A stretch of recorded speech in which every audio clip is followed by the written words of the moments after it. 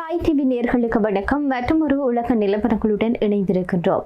மத்திய கிழக்கில் நடைபெற்றிருக்கக்கூடிய போர் நிலைமை தொடர்பாக தான் இந்த காணொலிகளை பார்க்க போகின்றோம். அந்த வகையில் பார்க்கிற போது மத்திய கிழக்கில் மீண்டும் பதற்றம் அதிகரித்திருக்கிறது. லெபனான் மீதான இஸ்ரேலுடைய தாக்குதலுக்கு பதிலடியாக ஈரான் நேற்றிரவு இஸ்ரேலுடைய வடக்கு பகுதியை நோக்கி ஏவுகணைகள் மற்றும் ட்ரோன்களை தாக்கியிருப்பது மிகப்பெரிய அளவில் இந்த போர் நிலைமையை இன்னும் அதிகரிக்கக்கூடிய ஒரு சூழ்நிலையை தான் உருவாக்கி இருப்பதை பார்க்கக்கூடியதாக இருக்கிறது. இந்த நிலையில் பார்க்கிற போதும் இதற்கு பதிலடியாக இஸ்ரேல் இன்றைய தினம் அதிகாலை ஈரானினுடைய தலைநகரான தெஹ்ரான், தப்ரீஸ் மற்றும் இஸ்பஹான் ஆகிய நகரங்களில் இருக்கக்கூடிய இராணுவ தளங்களை இலக்கு வைத்து பதில் தாக்குதலை தொடுத்திருக்கிறது.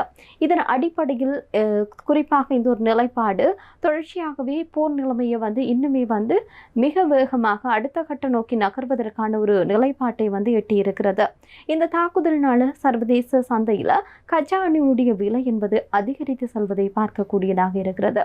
ஏற்கனவே இந்த ஹார்முஸ் நீரிணை பகுதி என்பது முடக்கப்பட்டதன் காரணமாக கச்சா எண்ணெயினுடைய விலையேற்றம் என்பது அதிகரித்து சென்றிருக்கக்கூடிய நிலையில் தற்போது மீண்டும் இந்த போர் நிலைமை என்பது அதிகரித்திருப்பதையானது இன்னும் கச்சா எண்ணெயுடைய விலை என்பதை அதிகரித்து செல்வதற்கான ஒரு வழியை ஏற்படுத்தி விட்டிருக்கிறது. அமெரிக்க அதிபர் டொனால்ட் ட்ரம்ப் இஸ்ரேல் பிரதமர் நெதன்யாகுவிடம் தாக்குதலை நிறுத்துமாறு வலியுறுத்திய போதிலும் இஸ்ரேல் தன்னுடைய தாக்குதலை நிறுத்தாமல் தொடர்ந்து முன்னெடுத்திருக்கிறது. இதனால் ட்ரம்பினுடைய ஈரானுடைய அமைதி முயற்சிகளில் மிக பெரும் ஒரு சிக்கல் நிலை ஏற்பட்டிருப்பதாக பார்க்கப்படுகிறது. ட்ரம்ப் அறிவித்தல் விடுத்திருந்தார். அதாவது இந்த இஸ்ரேல் மீண்டும் தாக்குதலை நடத்துவதை நிறுத்த வேண்டும், அதே நேரத்தில் ஈரான் பேச்சுவார்த்தைக்கு வர வேண்டும் என்ற ரீதியில் ட்ரம்ப் தெரிவித்திருந்தார். இந்த நிலையில் இந்த அதிரடி தாக்குதல்களுக்கு பிறகு மத்திய கிழக்கில் பகுதிகளில் அடுத்த கட்டமான ஒரு இந்த போர் என்பது எந்த திசை நோக்கி நகரம் போகிறது என்பதும் மிகப்பெரிய அளவில் ஒரு சிக்கல்களை ஏற்படுத்தி இருப்பதை பார்க்கக்கூடியதாக இருக்கிறது. ஈரானுடைய இஸ்லாமிய புரட்சிகர காவற்படையான இந்த விவகாரம் குறித்து தெரிவிக்கின்ற போதும் முந்தைய ஏவுகணை தாக்குதல் என்பதும் இஸ்ரேலுடைய கொடுக்கப்பட்டிருக்கக்கூடிய ஒரு ஆரம்ப கட்ட எச்சரிக்கை மணி மட்டுமே என்றும் லெபனான் மக்களுக்கு கொடுத்த வாக்குறுதிகளை நிறைவேற்றவே இந்த நடவடிக்கை எடுக்கப்பட்டிருப்பதாகவும் ஈரானுடைய புரட்சிகர காவல்படை இந்த விடயம் தொடர்பாக, அதாவது அவர்கள் நேற்றைய தினம் முன்னெடுக்கப்பட்டிருந்த தாக்குதல் தொடர்பாகவும் விளக்கம் அளித்திருந்தார்கள். மேலும் இஸ்ரேல் இத்துடன் நிறுத்திக் கொள்ளாமல் மீண்டும் மீண்டும் தாக்குதல்கள் ஈடுபட்டால் நடத்துமாக இருந்தால் அதைவிட பல மடங்கு கடுமையான பதில் தாக்குதல்களை தொடுப்பதற்கு நாங்கள் தயாராக இருக்கின்றோம் என்று இஸ்லாமிய புரட்சிகர காவல்படை தெரிவித்திருக்கிறது.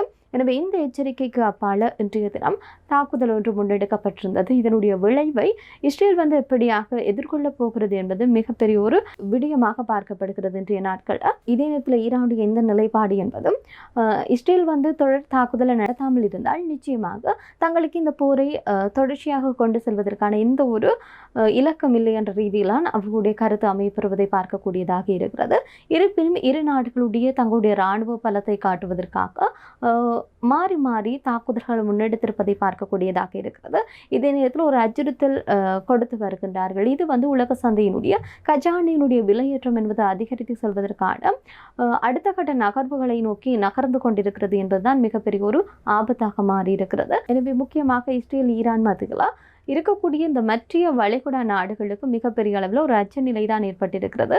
குறிப்பாக அமெரிக்காவினுடைய படைத்தளங்கள் ஏனைய வளைகுடா நாட்டில் இருக்கிற போது அங்கிருந்து ஈரானுக்கு எதிராக தாக்குதல் நடத்தப்படுகிற போது பதில் தாக்குதலை கொடுப்போம் என்று சொல்லி ஈரான் அறிவித்தல் விடுத்திருக்கிறது. ஆனால் அந்த நிலைமை மாறி இப்போது இஸ்ரேலுக்கும் ஈரானுக்கும் இடையிலான ஒரு போர் நிலைமையாக மாறி இருக்கிறது.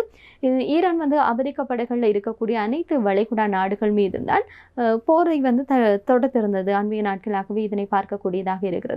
இதனால ஒட்டுமொத்த வளைகுடா நாடுகளும் மிகப்பெரிய ஒரு அச்ச நிலையில் தான் இருந்து கொண்டிருக்கக்கூடிய நிலையில மீண்டும் ஒரு போர் நிலைமை என்பது அதிகரித்து செல்வதை பார்க்கக்கூடியதாக இருக்கிறது. ஆசிய பிராந்தியத்திலும் இதனுடைய விளைவுகளை சந்திக்கக்கூடியதாக இருக்கிறது. குறிப்பாக கச்சா எண்ணெயினுடைய விலையேற்றம் என்பது வெறுமனவே கச்சா எண்ணெயினுடைய விலையினுடைய ஏற்றத்திலே தாக்கத்தை செலுத்துவது மட்டுமன்றி ஏனைய அத்தியாவசிய பொருட்களுக்கான தாக்கத்தை செலுத்தும். இதனால உலக பொருளாதாரத்திலே ஒரு மந்த நிலை ஏற்படும். அது மட்டுமன்றி குறிப்பாக இந்த வளர்ந்து வரக்கூடிய நாடுகளுக்கு மிகப்பெரிய ஒரு சிக்கல்களை ஏற்படுத்தும் என்பதுதான் இங்கு மிக முக்கியமான விடயமாக இருக்கிறது. இலங்கை போன்ற நாடுகளையும் எதிர்காலத்தில் நடைபெற போகிற விடயங்களை பார்க்கிற போது அண்மைய நாட்களாகவே இந்த டாலர்களுடைய பெறுமதி என்பது அதிகரித்து செல்வதை பார்க்கக்கூடியதாக இருக்கிறது. தங்கத்தின் விலை என்பது அதிகரித்திருக்கிறது, எண்ணெயினுடைய விலை என்பது அதிகரித்திருக்கிறது. எனவே இதன் அடுத்த கட்டமாக பார்க்கிற போது கச்சா எண்ணெயுடைய விலை என்பது அதிகரிக்கின்ற போது அத்தியாவசிய பொருட்களுடைய விலையேற்றமும் என்பது அதிகரிக்க வாய்ப்பு இருக்கிறது. இப்படியான சூழ்நிலையில் பொருளாதார நெருக்கடிகளை ஏற்கனவே சந்தித்திருக்கக்கூடிய இலங்கை போன்ற நாடுகளுக்கு மிகப்பெரிய ஒரு பாதகமான விளைவைத்தான் இந்த மத்திய கிழக்கில் இடம்பெற்றிருக்கக்கூடிய இந்த நிலைமை என்பது ஏற்படுத்தும் என்பதில் எந்த விதமான மாற்று கருத்தும் இல்லை. எனவே வந்திருக்கக்கூடிய மிக முக்கியமான விடயம் தொடர்பாக பார்த்திருக்கின்றோம். மற்றும் ஒரு உலக நிலவரங்களுடன் சந்திப்போம். நன்றி.